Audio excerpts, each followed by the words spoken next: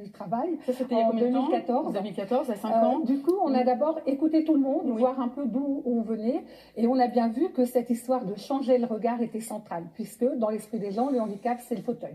Alors bien sûr que tout le monde doit utiliser la ville. Hein. Il n'y a pas, comme dirait Charles Gardou, de vie minuscule. Chacun doit pouvoir se déplacer. Donc, on s'est rapproché des associations, notamment autour des enfants, des associations dans le champ de l'autisme. On a revu, du coup, notre jardin public. Oui. On a revu les aires de jeu. Donc, elles sont accessibles à tous les enfants? Oui, mais évidemment aux personnes qui se déplacent en fauteuil, mais plus largement avec une nacelle dans laquelle les enfants peuvent être déposés peut-être avec leurs parents et puis être ensemble.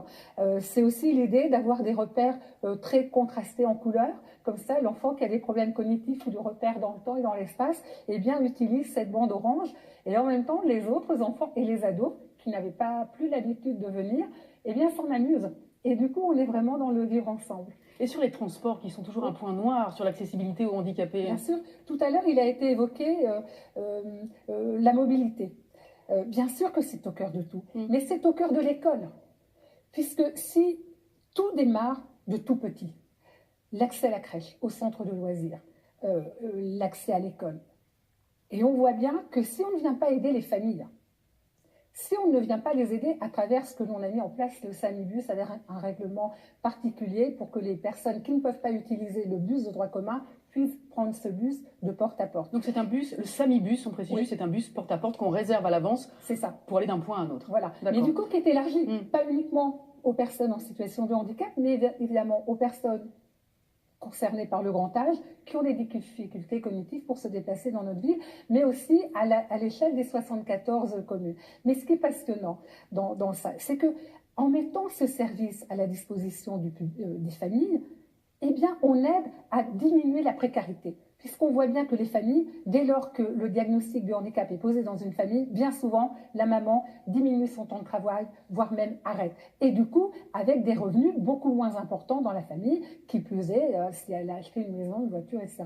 Donc, en mettant en place différentes choses, dont le transport, eh bien, on contribue à lutter contre la précarité, notamment, domino, bien sûr, notamment de femmes seules, où on a vu, puisqu'en septembre, on dénonçait déjà les problèmes de scolarisation des enfants handicapés, qu'en fait, beaucoup de mamans étaient des mamans seules, et qui, bien souvent, c'était un peu une découverte, avec plusieurs enfants en situation de handicap.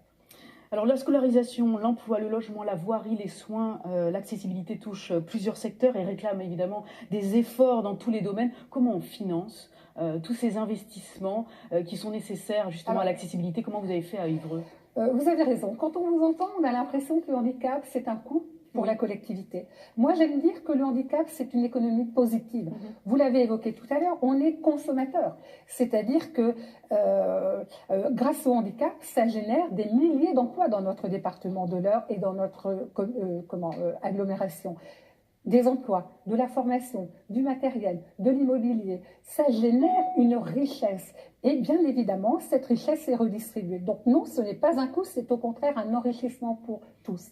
Est-ce que d'autres villes s'inspirent de ce que vous faites à Évreux et vous ont appelé pour vous demander des conseils? Alors là, c'est l'une des répercussions un peu inattendues, mais en même temps, nous en sommes très fiers, bien évidemment, et on tente de répondre au mieux, comme on peut, puisque l'Accessibility Award, c'est ce qu'ils ont appelé l'Oscar de l'accessibilité. Vous imaginez, c'est extraordinaire pour une ville comme Évreux, qui était quand même à la traîne.